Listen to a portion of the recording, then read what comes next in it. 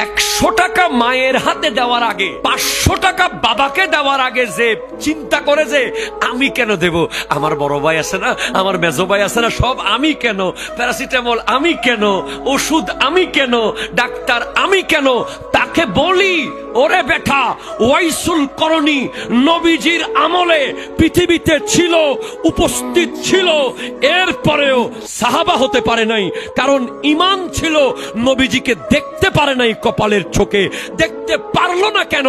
বারবার যেতে চেয়েছে। আমার নবী বলেছে আসিস না, তোমার মায়ের খেদমত করো, তোমার মায়ের খেদমত করলে আমি নবী রাজি হয়ে যাব। যখন 5 স্টারের দোকানদার একটু স্মার্টলি বলে প্লিজ স্যার একটু খান, এই খাবারটা অনেক মজা, তখন আপনি কচ করে একটা 1000 টাকার নোট দিয়ে দেন। আপনি রেডিসন ব্লুতে গিয়ে 1000 টাকা দিয়ে দেন।